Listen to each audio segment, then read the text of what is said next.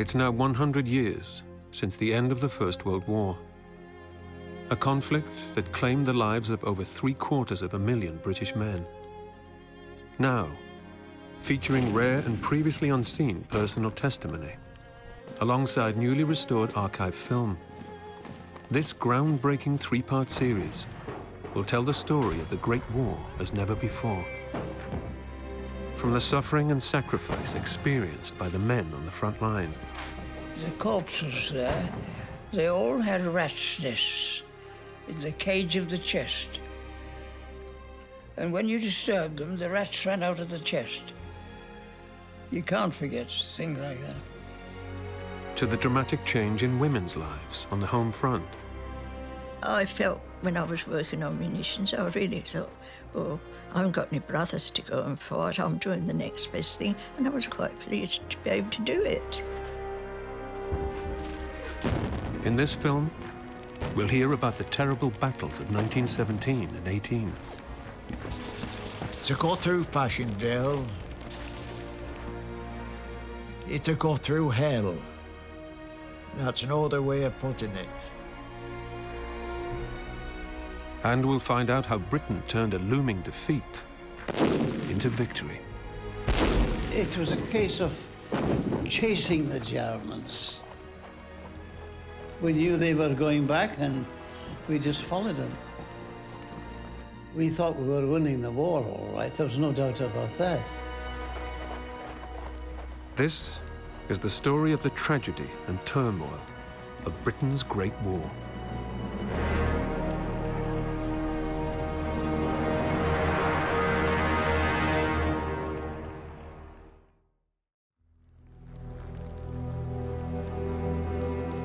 Most of the British soldiers who'd fought on the Somme in 1916 were volunteers. But as recruitment levels at home fell, the government introduced conscription, initially for single men aged between 18 and 41. One of these conscripts would go on to become an iconic figure, the last survivor of the trenches. He was discovered living in a Somerset nursing home in the late 1990s, from where he told the story of his war for the very first time. I didn't want to join up, no. No, I came from a very sheltered family, and I was the youngest of 3 brothers. I didn't want to go, but it was a case of had to. I mean, why should I go out and kill somebody I never knew? For what reason? There was no reason at all in it, in my way of thinking.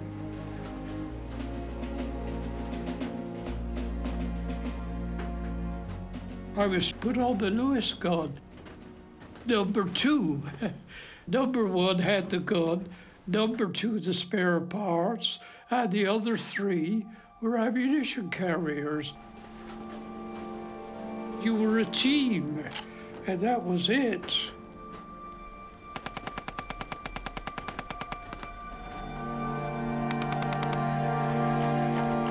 By May 1916, married men were being conscripted too, so more children were separated from their fathers. Oh, it was terrible days, terrible days.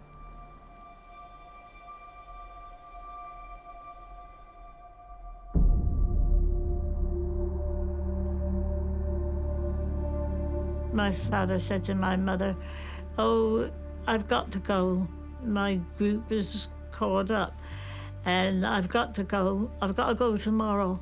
And of course, she was very, very upset.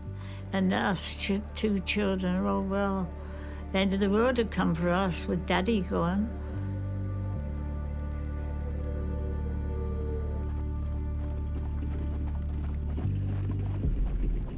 Within a year, around half of all new recruits were conscripts. They would arrive on the Western Front to fight alongside Britain's seasoned soldiers in one of the most infamous battles of the entire war. To go through Passchendaele, to go through hell. That's no other way of putting it. You went through hell. A man that's been through on Passchendaele, he's been through hell. Passchendaele, the most terrible war, under terrible conditions, the like of which nobody will ever see again.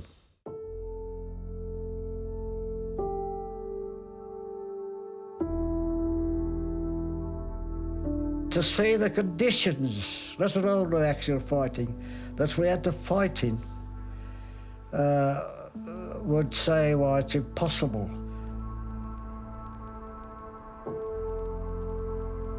After 2 previous battles and 120,000 British casualties, the Belgian market town of Ypres was in Allied hands.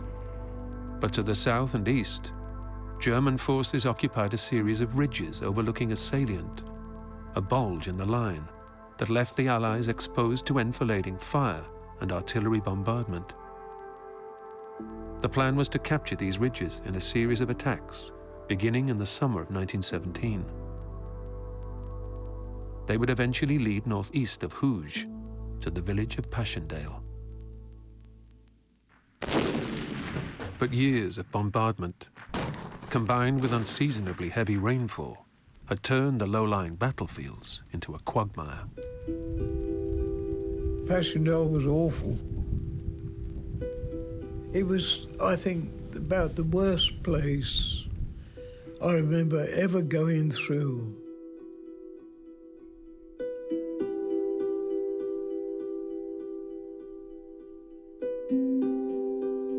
It seemed to be just like a massive shell holes. And they were filled with water. Actually, there's all sorts of people apparently who got drowned in them different ways. We were always told that when we were going up or coming back, if a fellow fell into a shell hole which was filled with water, leave him there. Because it was liquid mud. If you tried to get him out, you'd go in yourself, and that was it.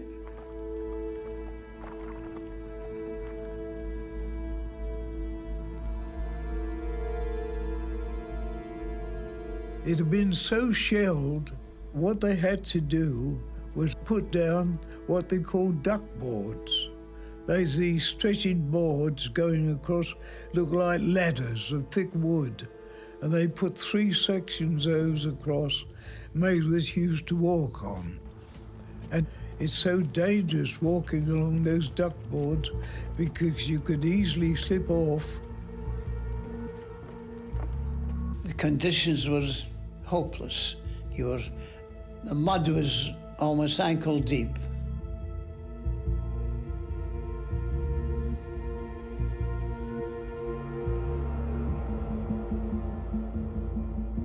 If you dropped down with your rifle, you'd find out your rifle was useless with mud. And I think the machine gunners, they must have been the same. If they dropped their gun, it would be out of action with mud. The whole situation was just a nightmare.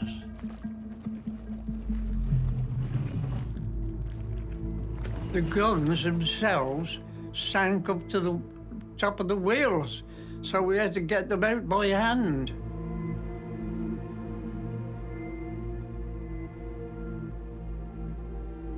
Poor horses, they were covered up to right up to the bellies in mud. And as fast as you shoveled it away, the mud had come back again, you see. When they couldn't get out, an officer would come along and with his revolver and shoot it. They wouldn't be bothered trying to get it out.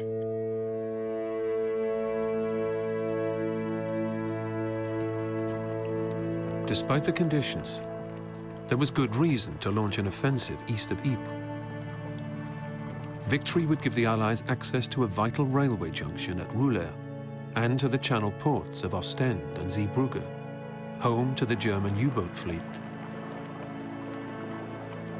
From early in the war, these U-boats had been targeting merchant ships that brought vital supplies to Britain. By the beginning of 1917, their attacks had intensified as Germany attempted to starve the British into surrender. My mother and grandmother used to go out in the fields, with the permission of the farmers, of course, and pick the greens off the turnips and the Swedes, take them home and cook them with potatoes and mash it up with margarine. That was our Sunday dinner.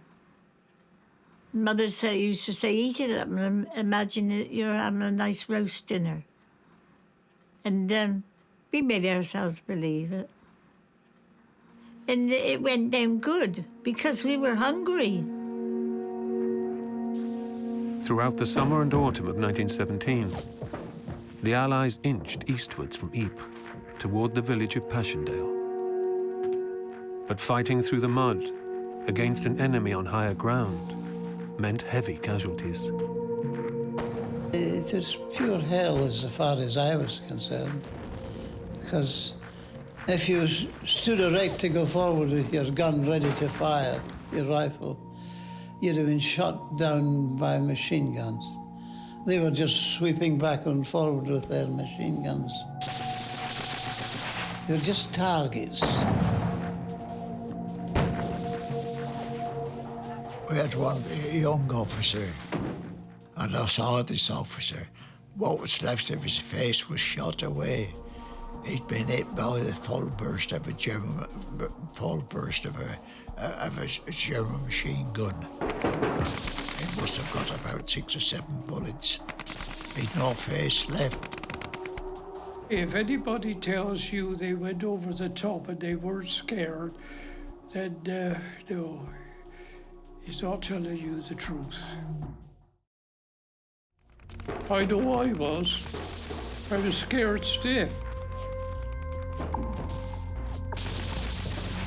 And when you saw a friend struck down with a terrible leg wound, and you, under instructions, you can't go to him. That was really when we feel that we'd lost something that could never be put back. His screams, sometimes, really, I could hear now. The Third Battle of Ypres ended on the 10th of November 1917, when Canadian forces captured what was left of the village of Passchendaele. By that time, Allied casualties totaled over 325,000 men. The whiz-bang came over. I saw the flash. You don't hear any sound from it. You simply see the flash. And I didn't know I'd been hit until some minutes after, when the pain came back. And then I could see the blood. We were 5 of us in the team.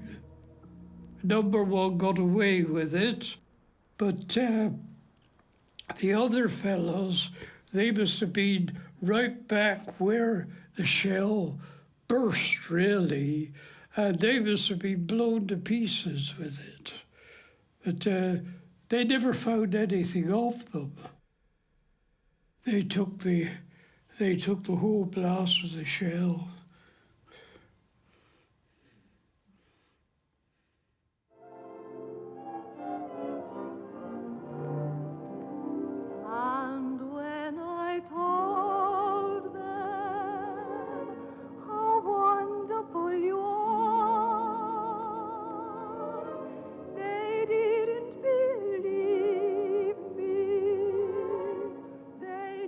In 1917, just before my 9th birthday, a messenger came on a bicycle, because in those days, I suppose, it was a telegram boy with like a pillbox hat, all red, and brought a telegram to say, I think it just said, killed in action.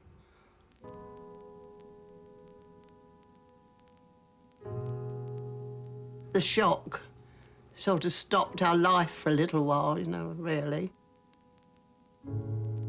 In the sitting room, Mum had this great big picture on the wall of Dad in his uniform, head and shoulders, and she just turned it round the other way, probably because it upset her to see it every time she went in the room, you see.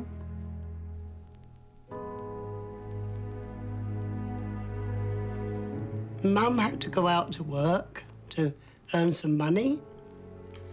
So at 9 years old, I was left with the family to look after.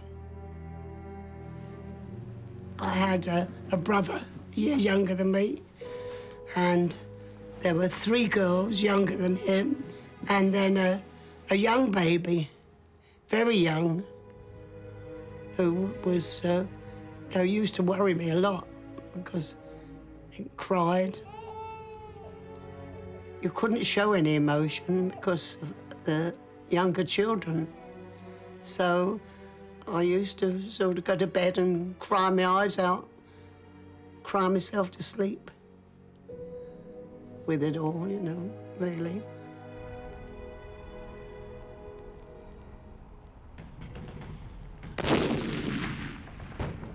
Back on the Western Front, winter had arrived. And in the freezing conditions, it was a struggle for the men just to keep warm. I sat on the horse one day.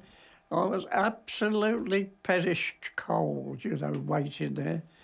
And a shell come very, very near and burst about 6 feet from the ground. Huge ball of fire. And I thought, oh, if it had only come a bit closer, I could have warmed my hands on it. I can remember that as plain as anything. I thought if it had come any closer, it would have blown me to pieces. They were summoned from the hillside, they were called in from the glen, and the country found them ready at the stirring call for men. You heard of trench feet, didn't you? That's where the water and mud got up between the boot and the putty, and then went into the boot. So their boots, their feet really were in cold mud and slud. The slump came on the instep of my left foot mainly. The right foot wasn't so bad. Came up about the size of a golf ball.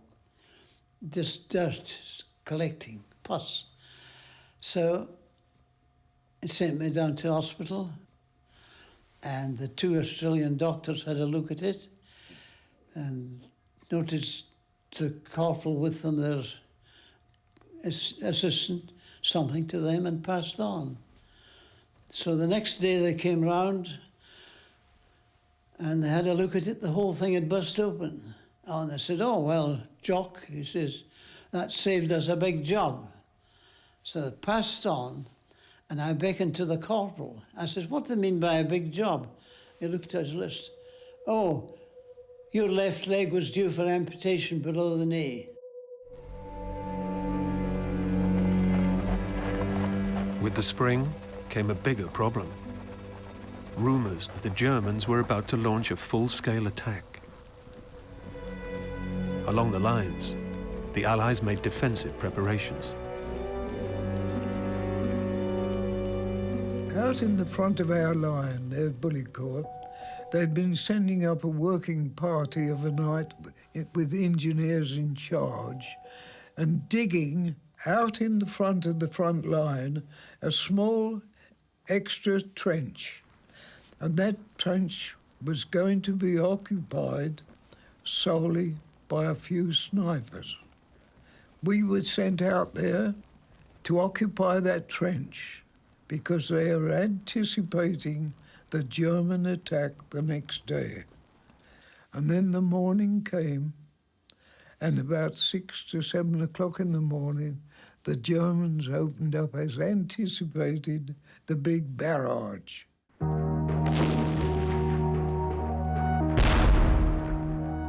The German spring offensive began on the 21st of March. Bolstered by 50 divisions of troops, redeployed to the Western Front after the end of the campaign in Russia. Their objective was to win the war before the arrival of the Americans. The attack was swift, led by groups of elite stormtroopers, trained to bypass the front line to attack Allied headquarters and artillery units at the rear, while the trenches were overwhelmed by a second wave of German infantrymen. They came from the back of us, you know, where our line used to be.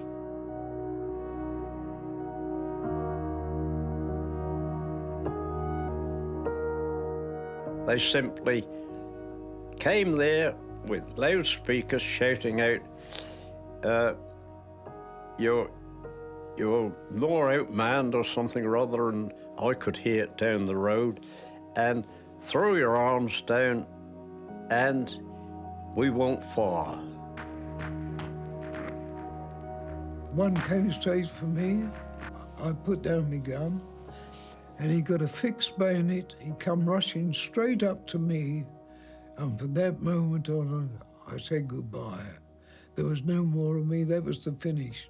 I expected that bayonet to go straight into me, but it didn't. Strange enough, when he got up to me, he stopped. And the thing he said to me was, "Cigarette, comrade?" I nearly dropped to the ground with surprise. Cigarette? I thought he wants a cigarette. So I felt in my pocket where I carried a little tin of ready-made cigarettes, and I said, "Yes." And he took some of them, and he put them in his pocket, and then I put the tin back. And he says, "Loose there, loose there, loose there," pointed to our equipment, everything we got, to take it off and drop it down and leave it and get off over the top. That's what he was trying to tell us. So, of course, we could do no more. And that was my birthday, the 21st of March, 1918.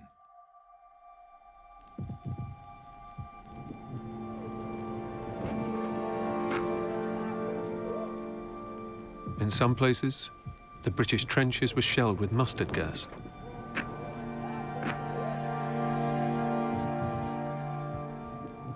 Closes your eyes to begin with, and it chokes you. That's the first effect you feel. You feel choking, your throat's got it, and you can't breathe very well. And you try to vomit, that's another thing. That's the main symptoms of being gassed. And anything else that's moist will get it. It clings to it.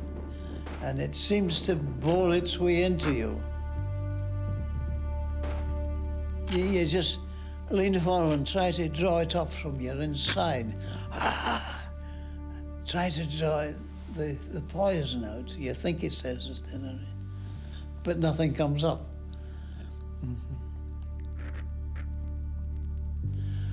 I had to go to get medical attention, and when I got there were about 20 or more there, all the same, lying on the ground, screaming, some of them shouting.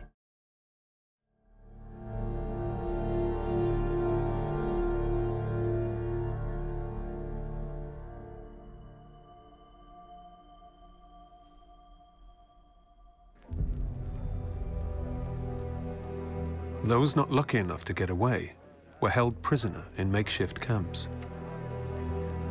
I got carted off. They put us in a field, and we hadn't been there long, and a voice said, "If there's anybody knows how to deal with wounded, we'd be very pleased if they'd volunteer to go in the church, which has had quite a number of wounded in there for 6 days. We've done what we could, but we've got our own people to look at." So I said, I'll go. All the length of this place, it was nothing but people laying on the floor. British. I started on them. And at any rate, the next morning, the sergeant came, and he came up there. He said to me, he said, my first mission, he said, is to thank you on behalf of my commanding officer. He said, and if he was here himself, he'd like to shake your hand for volunteering to do this job. After Bill had helped German medics to move the wounded onto wagons, something extraordinary happened, and it was captured in a remarkable photograph. I was invited to a celebration for their big victory, and they all shouted out Willem, because that's the nearest they get to William. And they were cheering and shouting and go ahead, and oh, people were coming shaking hands with me. And then the Sergeant Major, he announced the fact that they were going to honour me for making me a sergeant, and that if I gave an order, their men would obey it. And that's why I was made sergeant. I was honorary sergeant. And those fellas went wild. They cheered. But the special treatment wouldn't last, and Bill joined the rest of those captured in the advance. The next day, they marched us off, just as we were, till we got to a railway line. When we got to a railway line, we had to wait, and along came a great long row of cattle trucks. And there they forced us into these cattle trucks. We had to go into them with about 30 or 40 in a truck. They packed us all in as fast as they could till we passed, suppose we must have filled the train. For the train kept moving and it moving. And we were in that train without anything to eat or drink for about 2 days. Till finally we got out of a station, and that station was in Germany. 75,000 British men were taken prisoner in the spring offensive, and almost 200,000 were killed or wounded. Within weeks, the German army had made the greatest advance of any side since 1914, even forcing the Allies to give up the ground they'd fought so hard to win at Passchendaele. Given the enormous losses and the urgent need for reinforcements, the minimum age for British soldiers to serve overseas was reduced from 19 to 18 and a half, and thousands more young men were now called upon to fight. On the 21st of March, the German big attack started. On the 24th, our training ceased, cut off just like that. We were equipped for the front.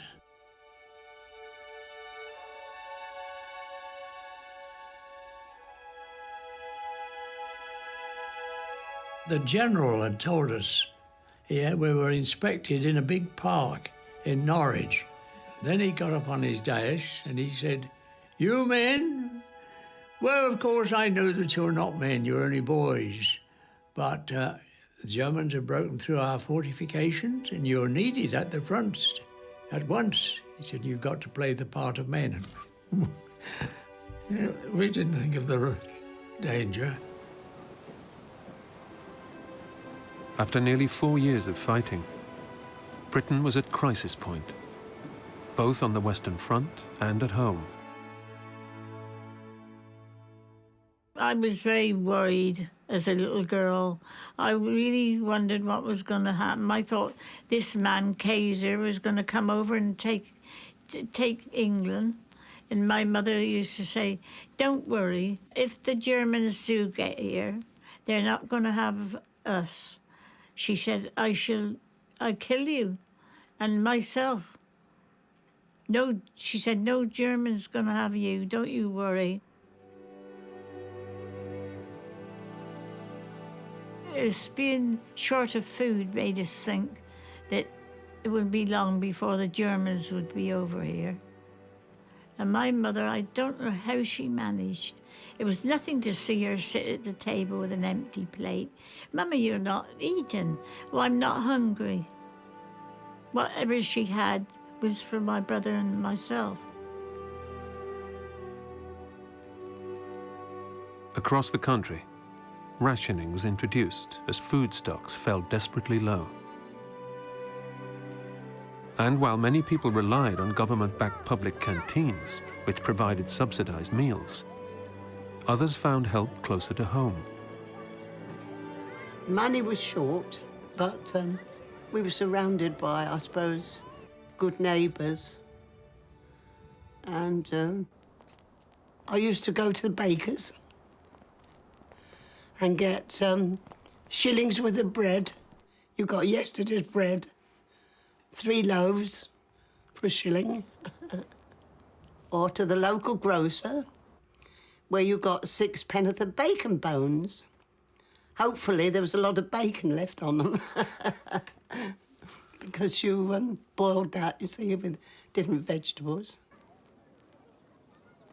I think we were very lucky, really. I suppose, in a way, the butcher and different people knew us, perhaps felt sorry for us, had known my dad, who was popular, and we used to get all these things, so we were very lucky. Meanwhile, back on the Western Front, Britain's new recruits were getting their first taste of action. We were sorted out and started to march, and it was dusk, and in the front we could see the flickering and star shells going up. And then we saw a plane coming towards us. Could see a black outline in the darkish sky, and Corporal Hobson, a regular soldier, he said, "Don't worry, lads, it's one of ours." And then the bombs dropped.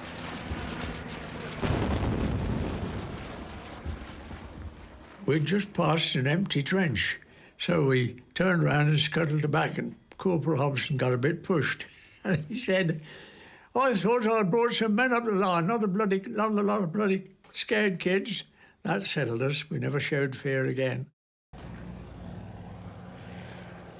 In Germany, British prisoners of war were facing hardships of a different kind, as many were forced into slave labour. You'd be working at a camp, and the slightest thing that had gone wrong, the guards used to get annoyed. And then you'd probably get a bang with a rifle butt, which anybody who's had it know that's very painful. It's painful in the start, but it's damn sight worse by the next morning because it's stiff as a board. And they still expected you to go and do whatever you were doing.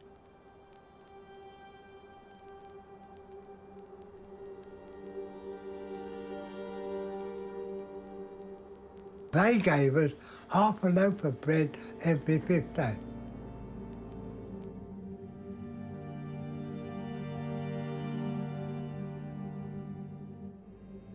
German bread was very brown, very dark. Half a loaf of bread and make it last for 5 days. Yeah, make it last for 5 days, half a loaf of bread. It don't seem possible, but it was so. Yeah. Working on empty belly. Seems phenomenal, doesn't it? Yeah, but that is true. Dinner time, they used to go around with a can to the cookhouse, and the Germans were eating themselves the mangled wurzels, and we were given the water that they were cooked in these tins, as a drink, and they were supposed to be nourishing for you. That was our midday meal. That was our ration for the day. And I lost over 2 stone easily. Might have been more. I was nearly falling to pieces.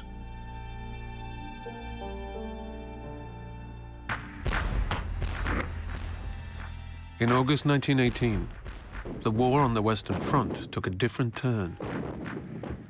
By then, the German offensive had ground to a halt. As they'd advanced so quickly, their supply line couldn't keep up. And in 3 months of fighting, they'd lost nearly 700,000 men, mostly from their elite divisions. Now, with the arrival of the Americans giving them strength in numbers, the Allies counterattacked.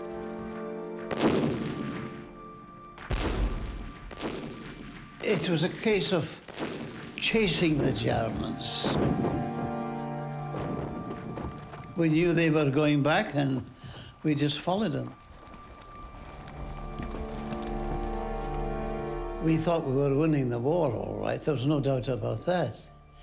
Because we couldn't imagine the Germans going back if they weren't, if they didn't think they were losing the war. Oh, it was a treat. Once we got out of about middle of October, we were on the beautiful roads. It was a treat to march after them, not crossing country. And I took prisoners in October, and I was all alone. And I came to a red brick farm, which hadn't been damaged. See, where we'd come from, it was all wrecked places. So I thought, well, I'm going in here to see. I went in and I found that they'd taken refuge in there, and they put their hands up as soon as they saw me. It was an easy capture. I was completely in charge. In the army, you've got men under you and you've got officers and sergeant majors over you. But the war was mine. It was my personal war that morning. That's how I felt.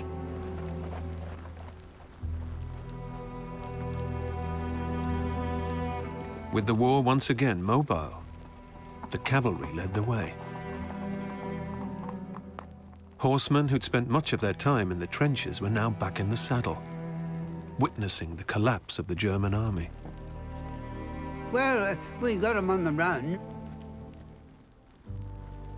They'd thrown their arms away and given in, you see, my meaning. And we were passing 10, 20, 50. Kaput, kaput. Kaput means finished, see? Kaput, they're done. Kaput, you've had it. Yeah, I remember that, kept putting the hands up. Kaput, kaput. Within a month, the Germans had retreated to defensive positions along what was known as the Hindenburg Line. But this too fell in October, as the Allies continued their advance, liberating towns and villages as they went. Finally, after more than 4 years of fighting, and with around 40 million military and civilian casualties worldwide, Germany surrendered. It was the 11th of November, 1918.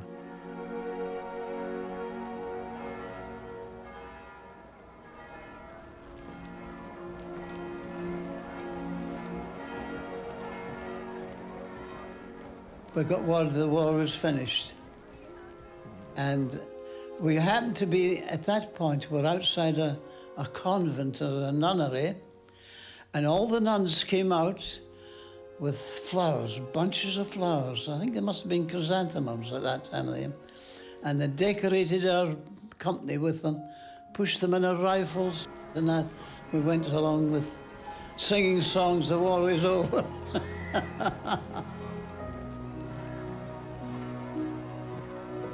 My first thought was very selfish. I thought, so I'm going to live. You've got to be for months on the sign of my life belongs to my country. They can have it any time. You see, I can't stop it. I can't say I've had enough. I'm going home. Or can I have a fortnight off? But now, I'm going to have a life.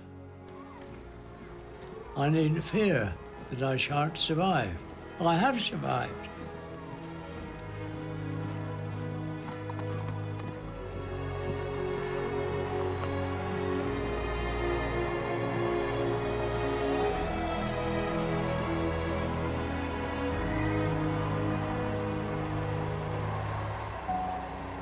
When the end of the war come, the village went mad. I don't think there was one person in their home. Everyone was out in the streets, and the band was playing, and the people were all dancing, no matter who they were, whether you knew them or not.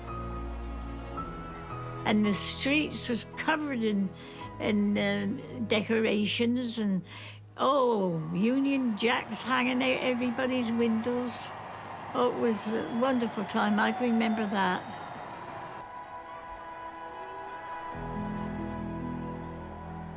At the end of the war, I was quite happy that we were intact.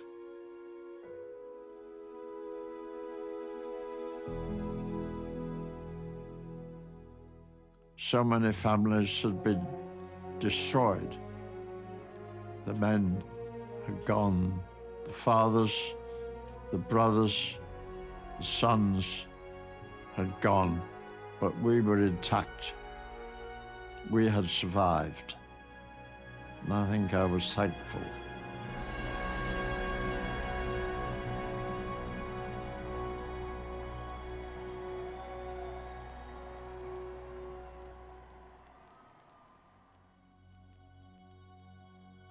This German officer we had, he was in the habit of coming out and calling us in German Schweinhunds. These are the Schweinhunds. He used to call us Schweinhunds every time, never addressed us any other way.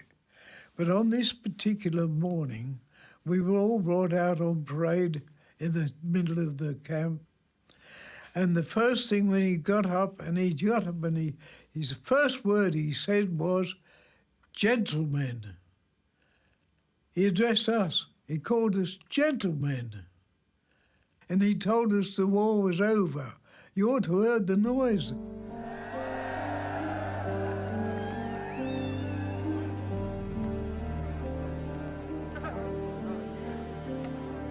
Oh, I felt like nothing on earth. I thought, what's it going to be like to be home just to see my people again, you know, to be free. Oh, I couldn't believe it.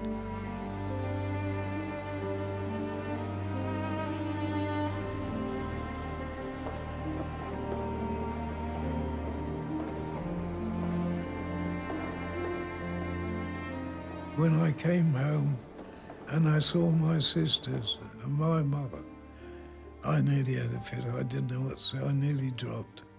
Oh, it was marvellous. To be home again and be free, you know, I couldn't believe it.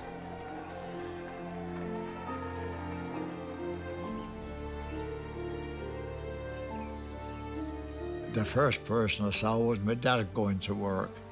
Of course, he downed to us and he told his workmates, tell them I'm not coming home to Passchendaele. Tell them why.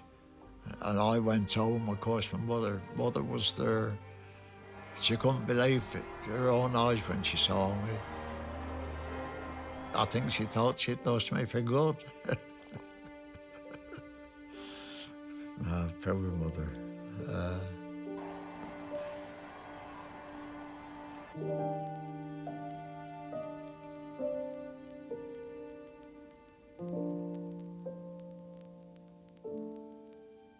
We didn't know my father was coming home. We just walked in, and the screams of delight. We hung all around him, you know, we wouldn't let him go, and he had a beard. He very soon shaved it off, though, but he had a beard, and he looked at me rough, you know, really rough. And we made a terrible fuss of him. Yeah, we were pleased to see him. I was a proper daddy's little girl. Between 1914 and 1918, around 6 million British men were mobilized to fight in the First World War. A lifetime later, their reflections on their experiences are as different as the men themselves. I wouldn't volunteer again to do it. They'd have to call me up and do something, I don't know. We thought it was going to be a lovely little game, you know. But it wasn't. It was wicked. wicked. Sacrifice of young lives for nothing. We all had great fun, really. Tremendous fun. Enjoyed ourselves. I personally enjoyed the Ruddy War, I think. I don't know why, but it was great fun. I was happy. I knew I did something for my country. I felt happy, and I still feel happy. But yes, I still feel very happy that I was in that war and that came out. Because, as we say, if it hadn't been for us, a lot of people wouldn't be here today. And I still maintain that. Some of those fellows gave their lives so that other people could live. And I still contend that they saved us all, they saved the country.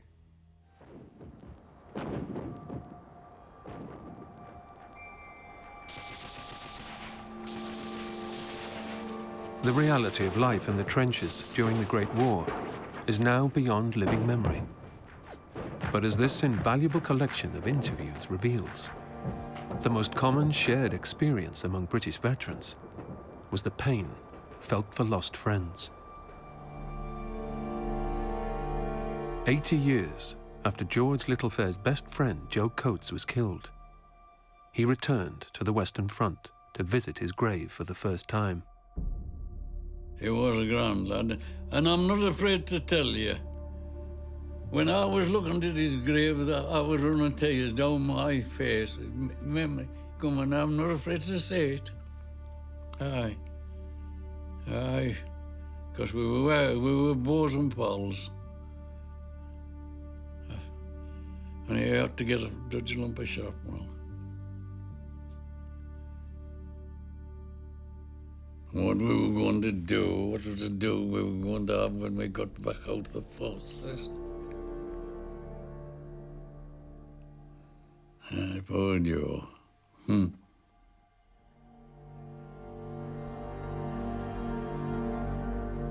Harry Patch lived to be 111 years old. He was Britain's last surviving Tommy. I should never forget the three I lost behind me. That upsets me more than anything.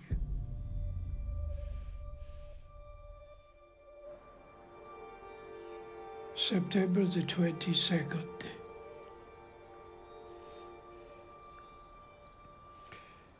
That is my Remembrance Day, not Armistice Day. All was very, very quiet on that day.